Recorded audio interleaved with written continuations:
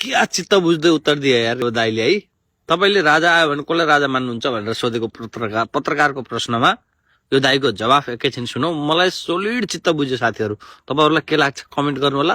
अत्यन्तै जेन्युन उत्तर दिनुभएको छ र यो विचार जुन छ राजा आयो भने को राजा मान्ने भन्ने प्रश्नको उत्तर पुरा एकचोटी सुन्ने प्रयास गर्नु होला है त। के अब राजा आयो भने तपाईहरु कसलाई राजा मान्नु? राजा आयो भने राजालाई राजा मान्छौ नि।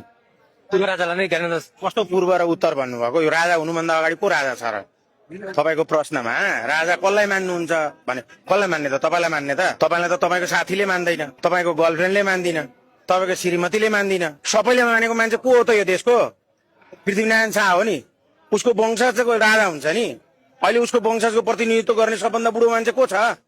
राजा त सबभन्दा जेठो हुन्छ नि। यो त तपाईहरुको प्रश्नै गलत छ। सो त बदर भयो, यो प्रश्नै बदर भयो। जस्तो दुईपट्टिसम्म त राजा भगा हुने त खोइ त उ बेला केही पनि गर्न सकेन नि त उहाँले पनि। तपाईले के गर्नु पर्यो? तपाई त्यसै बढ्नु ठुलो हुनुभयो, तपाईको बाबुले केही नगरी यत्रो हुनुभयो, तपाईको आमाले केही नगरिकन तपाई यत्रो हुनुभयो। के प्रश्न गर्दै हुनुहुन्छ तपाई? यत्रो देश तपाई 4 आना जग्गा जोड्न सक्नु भएको छ अहिलेसम्म? 1,47,181 वर्ग किलोमिटर क्षेत्रफल हो। त्यो भनेको कति हेक्टर हो थाहा छ? थाहा छ तपाईलाई? तपाई जीवनकालभरि काठमाडौँमा 4 आना जग्गा जोड्न नसकेकोले भौतारिएर हिँडेको होइन यो माइक बोकेर?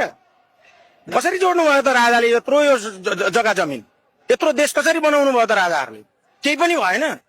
केही पनि नभएको भएदेखि तपाईँ नेपाली कसरी हुनुभयो त? अहिले गणतन्त्रले माने काम त भइरहेको छ नि। अहिलेको नेताहरूले जेनी पछिको अहिलेका सिजा नेताहरूले काम त गरिरहेको छन् नि त। ठिक छ, यहाँ ल्याउनुहोस् माइक। अब काम भएको भए सिंहदरबार जलेको किन त? काम भएको भए सिंहदरबार जलेको किन त? सर्वोच्च अदालत जलेको किन त? अनि त्यो संसद भवन जलेको किन? सरकारको 3टा अङ्ग हुन्छ क्या भाइ, कार्यपालिका, संसद अनि व्यवस्थापिका है। व्यवस्थापिका, न्यायपालिका 3टा अङ्गमा 3टै अङ्ग जलाइदिए जनताले। वडा कार्यालय जलाइदिए, नगरपालिका जलाइदिए, नेता बस्ने घर जलाइदिए। अनि अझै पनि तपाईँ राजा आउँछन् र राजा नयाँ को आउँछ त? प्रचण्ड चाहियो अझै तपाईँलाई? तपाईँलाई अझै केपी ओली चाहिएको हो? त्यो अस्ति 23 गते मर्ने मान्छेमा तपाईँको भाइ भएको भएदेखि तपाईँ के गर्नुहुन्थ्यो? केपी ओलीको गएर तल घुँडाको पानी खानुहुन्थ्यो कि गएर केपी ओलीलाई गोली ठोक्नुहुन्थ्यो? हिजो 10 वर्ष जनयुद्धमा मान्छे मार्दै गर्दा तपाईँको आमाको सिन्दुर पुसेको भएदेखि तपाईँ आज कहाँ हुनुहुन्थ्यो? यस्तो प्रश्नले यो देशको समस्याको समाधान हुँदैन। तपाईले पृथ्वीनारायण शाहको उपदेश पढ्नु भएको छ? पृथ्वीनारायण शाह को हुन् थाहा छ? अमरसिंह थापा को हुन् थाहा छ? बलभद्र कुँवर को हुन् थाहा छ? भक्ति थापा को हुन् थाहा छ? इतिहास थाहा छ? पहिला पढ्नुहोस्, तपाईँहरूले अध्ययन गर्नुहोस्। त्यही भएर तपाईँले पृथ्वीनारायण शाहलाई पहिला पढ्नुहोस् अनि देशमा राज संस्था किन आवश्यक छ भन्ने कुरा महसुस गर्नुहोस्। जस्तो अब गणतन्त्रले के काम गर्थ्यो भने तपाईँ यो माइक लिएर यहाँनिर आएर 2-4 हजार 5-10 हजार कमाउनको लागि युट्युब च्यानल खोलेर बसिराख्नुहुन्थ्यो? यही देश अमेरिका हुन्थ्यो नि, यही देश बेलायत हुन्थ्यो नि, तपाईँको तलब आज 2 लाख 4 लाख हुन्थ्यो होला नि। यसरी माइक तेर्साउनेको सिङ्गापुरमा कति तलब हुन्छ अनि तपाईँको कति तलब हुन्छ? तुलना गर्नु न। तपाईँको त्यो स्थिति हुन्थ्यो भने यो गणतन्त्र ठिक थियो, यो देश बच्थ्यो भने यो गणतन्त्र ठिक थियो, तपाईँ सुरक्षित हुनुहुन्थ्यो भने यो गणतन्त्र ठिक थियो। भाद्र 23 र 24 गते यो देशको प्रधानमन्त्री सुरक्षित थिएन, यो देशको राष्ट्रपति भएको थियो। अब तपाईँ आफू अहिले गणतन्त्रको पक्षमा कुरा गर्नुहुन्छ। त्यही भएर तपाईँहरूले पहिला अध्ययन गर्नु जरुरी छ। पत्रकारहरूले पहिला सही कुराको सम्प्रेषण गर्नु जरुरी छ। पत्रकारिताले गलत पत्रकारिता गर्यो र गलत प्रश्न गर्यो भने, इतिहास पढेन भने, देशको आवश्यकतालाई बुझेन भने त्यो देश धुलिसात हुन्छ। आज हरेक नेपाली एकदम समस्यामा छ। हेर्नुहोस् भाइ, आज हरेक नेपाली समस्यामा छ। तपाईँ समस्यामा हुनुहुन्छ, म समस्यामा छु, विदेशमा बस्ने नेपाली समस्यामा छन्, स्वदेशमा बस्ने समस्यामा छन्, नेता आफै समस्यामा छ। अरू त के कुरा गर्नु? देश समस्यामा छ। अनि यो समस्याको समाधान चाहिँ हुन्छ चाहिँ कसरी? यस्तो अबको आन्दोलन तपाईँ कहिलेसम्म गर्नुहुन्छ? कसरी अगाडि बढाउनु? आन्दोलन त निरन्तर रूपमा आन्दोलन गर्नु हाम्रो रहर होइन नि। हामी के भनिराखेका छौँ? हामी कसैलाई निषेधको राजनीति गर्न खोजिरहेका छौँ? राजा, जेनजी पुस्ता र राजनीति दल यो 3टा शक्ति मिलौँ, सबै समस्याहरूको समाधान गरौँ, एउटै टेबलमा बसौँ, नमिलेका कुराहरू मिलाउँ। संविधान संशोधन गर्ने हो कि कानून संशोधन गर्ने हो कि यो देशमा स्थिरताको लागि एउटा काम गरौँ। देश स्थिर भयो भने न समृद्ध बन्छ। त्यतिकै हावामा समृद्ध नेपाल सुखी नेपाली भनेर सिंहदरबार जल्दैन। भयो समृद्धि?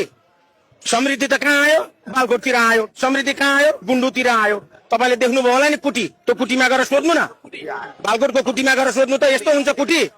हो, अब कहिलेसम्म आन्दोलन भने जहिलेसम्म यो देशको समस्याहरूलाई एक ढिक्का भएर नेपाली एक ठाउँमा आउने कसरत गरिँदैन, त्यो स्थिति ल्याइँदैन, तबसम्म आन्दोलन। जबसम्म तपाईँ सुरक्षित हुनुहुन्न तबसम्म आन्दोलन। तपाईँले पनि तपाईँको घरमा आन्दोलन गर्नुहुन्छ, एक दिन बाउले भात खान दिएन भने तपाईँ आन्दोलन गर्नुहुन्न। हिजो केटाकेटीमा के गर्नु हो? जनता भनेका सरकारका के हुन् त भन्दाखेरि सन्तान जस्तै हुन्। हामीलाई चित्त बुझेको छैन भने हामी सडकमा आउँछौँ। हाम्रो पनि माग सम्बोधन गरिनुपर्छ, जेनजीको पनि माग सम्बोधन गरिनुपर्छ। अन्ततगत राजनीतिक दलले नै हो लोकतन्त्रमा शासन गर्ने। राजा हामीले स्थायित्वको लागि खोजेको होइन, हाम्रो इतिहास हो, हाम्रो गौरव हो, हाम्रो धर्मको रक्षक हो, हाम्रो जमिनको रक्षक हो, हाम्रो जमिनको संरक्षक हो, जमिन बनाएको मान्छे हो होइन भनेदेखि उसलाई हामीले सम्मान गर्न जान्नुपर्छ। जसरी तपाईँको घरमा तपाईँको पिताको सम्मान हुन्छ त्यसै गरी देशमा राजाको सम्मान हुन्छ। र तपाईँहरूले अहिले पनि म तपाईँहरूलाई विनम्रतापूर्वक अनुरोध गर्छु, पूर्व राजा, उत्तर राजा, पश्चिम राजा, दक्षिण राजा भन्न छोड्नुहोस्। राजा राजा हुन्छ।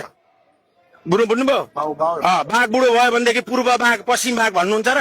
भन्नुहुन्न नि हो। त्यस कारणले गर्दाखेरि तपाईँ हामीले सही के त समाधानतिर लाग्यौं भनेदेखि यो देश यति छिटो विकसित हुन्छ र यो दक्षिण एसियाको र एसियाकै सबैभन्दा सुन्दर देश बन्छ, समृद्ध देश बन्छ। हामीसँग अपार सम्भावना छ। त कहिलेसम्म यस्तो भइराख्ने? हामी पनि तपाईँलाई प्रश्न गर्छौं, यस्तो कहिलेसम्म हुने? तपाईँहरूले पनि आवाज उठाउनुहोस् न, प्रचण्डलाई सोध्नुहोस् न, कहिलेसम्म तपाईँको गणतन्त्र त गइसक्यो त। तपाईँको राष्ट्रपति भागो, तपाईँ भाग्नुभयो, सबै भागो, सबै जल्यो। अनि अझै पनि ठुल्ठुला कुरा गरेर जुङ्गामा ताउ दिने, हिन्दीमा भाषण गरेर तेरा मेरा भन्दै शेयर ठोक्ने, शेयर पुरा शेयरबाज हुने। अब त्यो ज्यान भन्दा बाँकी ठुलो कुरो के हुन्छ? त्यही ज्यान पनि गुमाउनु छ र उहाँहरूलाई? अब त्यही पनि ज्यान पनि गुमाउनु छ। त्यस कारणले गर्दा सम्पूर्ण रूपमा कम्प्लिट सोल्युसनमा जानु पर्यो के भाइ होइन। हिसाब कति बेलासम्म गर्नुहुन्छ? जबसम्म उत्तर निस्किँदैन। हामी कति बेलासम्म सङ्घर्ष गरिरहेछौँ? जबसम्म यो देशमा राज संस्था, हिन्दू अधिराज्य होइन, त्यहाँ पछाडिबाट गएर जननिर्वाचित सरकार हो। दुई पिलर सिस्टमबाट छ, संवैधानिक राज संस्था र बहुदलीय प्रजातन्त्रको जुन धारणा थियो त्यो धारणाबाट जबसम्म नेपाल बग्दैन तबसम्म यस्तो भइरहेको छ। तर अहिलेको सरकारले त धक्का दिइरहेको छ नि त। तपाईँ थाहा छैन, हिजो भर्खर दुर्गा परसाईले गएर 31 बुँदे माग प्रधानमन्त्रीलाई राख्नु भएको छ। तर उहाँले त्यो माग सुन्नाइ होला कि नहोला, तपाईँ विचारमा के लाग्छ? त्यो सुनवाई होस् नहोस् हामीलाई मतलब भएन। दुर्गा परसाईको के माग छ, कसो छ, राजतन्त्र चाहियो भन्ने माग एकातिरको कुरो हो होइन, राजाको कुरो एकातिरको कुरो हो। बुझ्नुभयो नि? राजाको कुरा एकातिरको कुरो हो, माग एकातिरको कुरो हो। दुर्गा परसाई एउटा व्यक्ति हुन्, राजा भनेको समग्र देशको छाता हो क्या। तपाईँ समग्र देशको, म छाताको विषयमा कुरा गरिरहेको छु, तपाईँ रुखको, म समग्र रुखको कुरा गरिरहेको छु, पिपलको बोटको कुरा गरिरहेको छु, तपाईँ एउटा पातको कुरा गरिराख्नु भएको छ क्या। यसरी त तपाईँले गर्ने प्रश्नै मलाई त चित्त बुझ्दो लागेन क्या भाइ।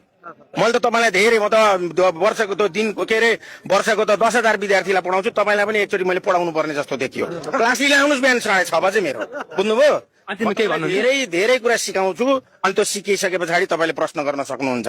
म रुखको बारेमा कुरा गरिराखेको छु, म जङ्गलको, तपाईँ बुटोको कुरा गरिराख्नु भएको छ। कहाँ तपाईँ दुर्गा परसाईको कुरा ल्याएर जोड्नुहुन्छ होइन?